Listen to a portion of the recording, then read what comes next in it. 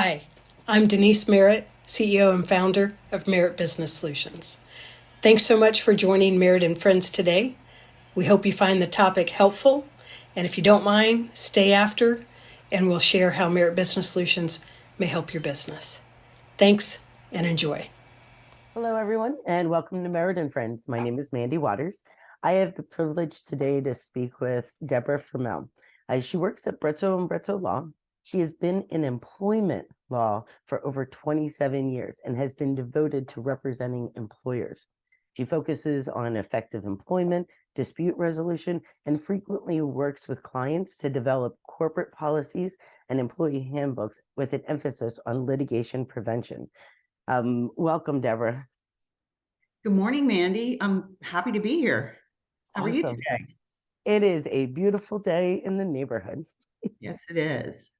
But let's get down to it. Today, you're going to go over 5 tips for employers to avoid employment litigation.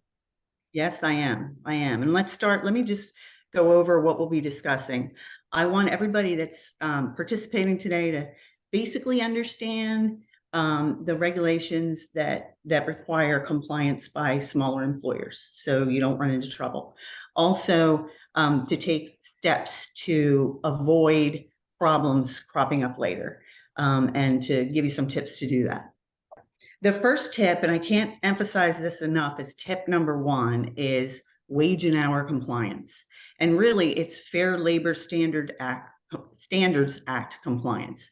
The Fair Labor Standards Act was passed way back in the 1930s, and it's very complicated. It has a lot of regulations. There's a lot of exemptions. It's just a complicated statute. Over the years, it's become even more so because it's been amended. So, and claims under this statute, which are, wage and hour claims for failure to pay overtime and misclassification, have gone up significantly over the last 15 years in Florida, in the Middle District and Southern District. So employers should be aware that they may get sued under this statute. It's really just a matter of time. They've got to really be aware of what the problems are. Where are some of the resources that they would be able to look that up? A great resource to start is the Department of Labor's website. You can go on the DOL's website and look up employer resources. There's also fact sheets where you can get information on how to pay certain employees, what the exemptions are to the overtime and minimum wage provisions of the Fair Labor Standards Act, and lots of stuff like that. So I wanted to mention before we finish up wage and hour compliance that there's 2 areas that employers really mess up over and over again. I see it over and over again.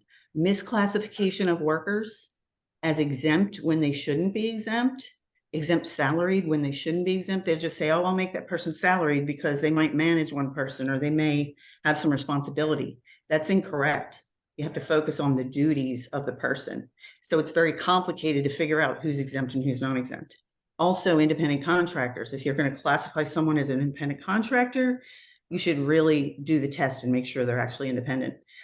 Failure to pay minimum wage and overtime is the second area where employers, make mistakes. And it's easy to make mistakes in that area. So those are the 2 areas. Fair Labor Standards Act is a huge area where employers have get claims. Well, and a way to avoid them is awareness. Oh, definitely. Well, here's the thing. I keep hearing some businesses may say that they're too small to have this issue. Have you seen this be a problem with businesses under 10 employees? Yes. In fact, the statute only requires the employer to have 2 employees. And the statute also requires, though, that the revenue of the employer be $500,000 or more in a 1-year period in order for the statute to apply. So some smaller employers may not, the statute may not apply to them, but you can still get sued and you still have to fight it. So compliance is the way to go, because someday you're going to get over that threshold and you're going to have to comply anyway. So Definitely understand that. So Deb, I keep hearing we live in Florida. Some people say we live in a right to work state where you can fire anyone at any time for any reason. But you have tip number 2, performance and behavioral documentation. What do you mean? Well, okay, first of all, let me clarify that you're right. Florida is an employment at will state. Right to work has to do with labor unions, but employment at will means that you can fire anybody at any time for any reason. That's the law in the state of Florida.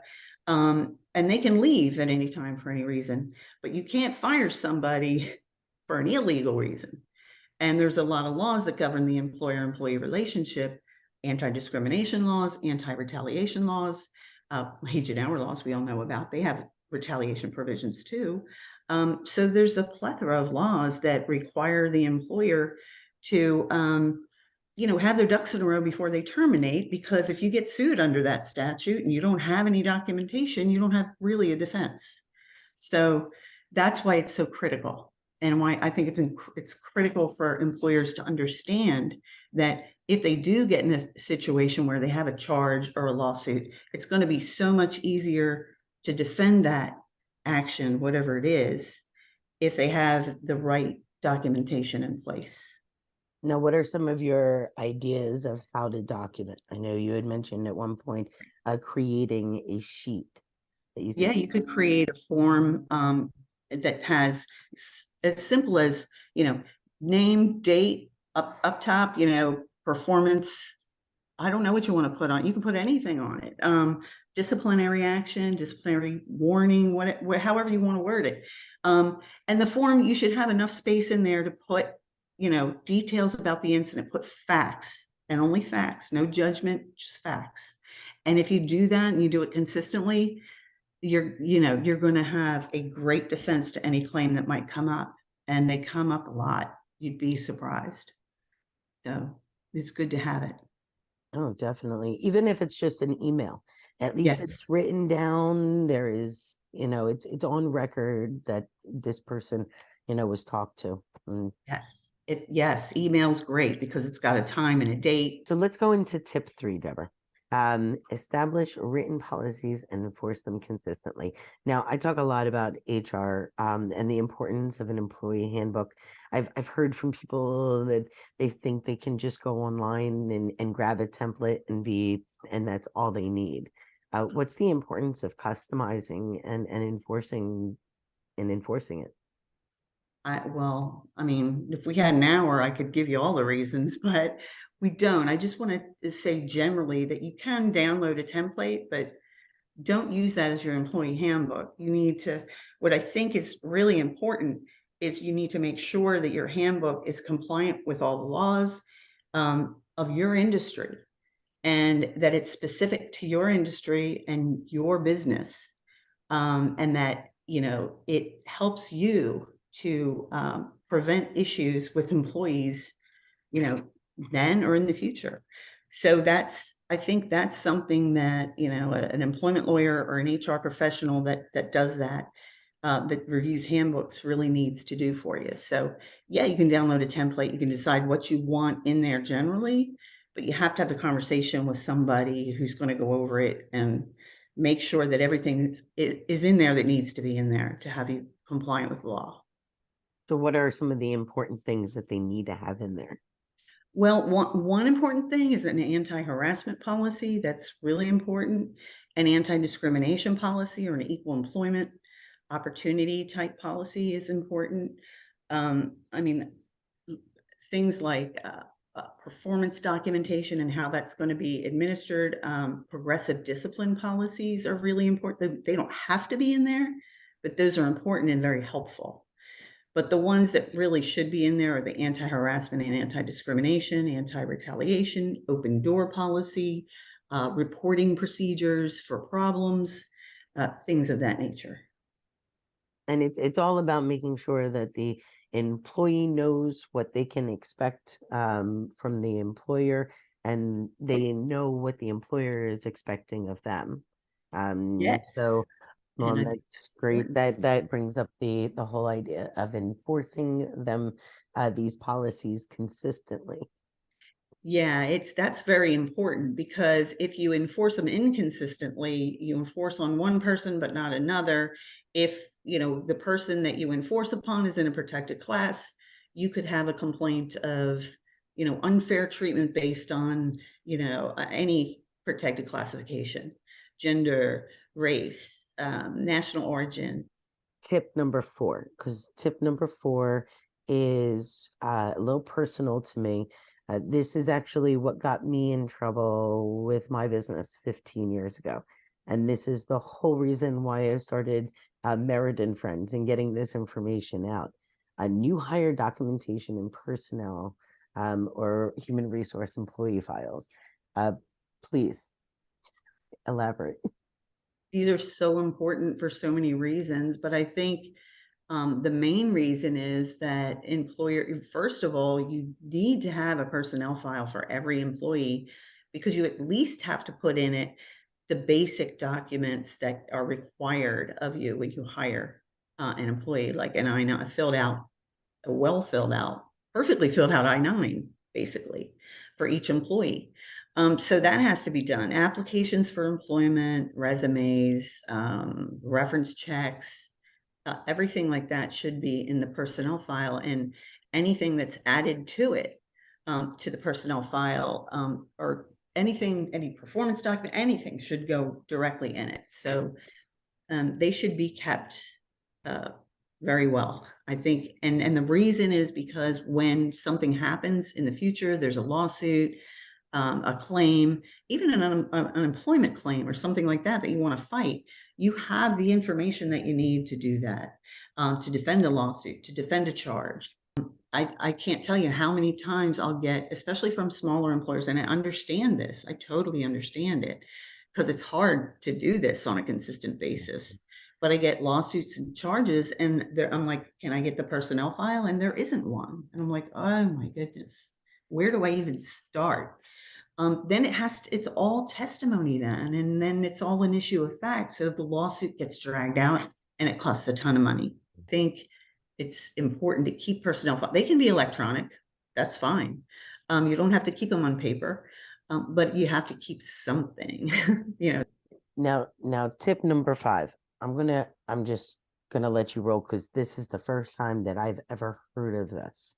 Well, I think most employers know that there's a workers' comp statute in Florida, and that workers' comp statute governs, when somebody gets injured on the job, where the claim goes, the judge of compensation claims, what they do, how these claims get resolved. And we don't do that. Employment lawyers don't do that. That's a separate practice area. But there's a little known provision in the workers' compensation statute that reads something like this. You should not, or employers, if there's somebody files or attempts to file a workers' comp claim, then the employer cannot, because of that attempt or claim, retaliate or take adverse employment action against that employee because of that claim or attempt to make a claim. So, as long as whatever the action is for another reason and you can prove it, you're going to be okay. But, if you don't have any documentation in the file, just like we talked about, and somebody gets injured, you subsequently terminate them, they could easily go to a plaintiff's lawyer. Plaintiff's lawyer takes the case, and then you've got a lawsuit on your hands to defend.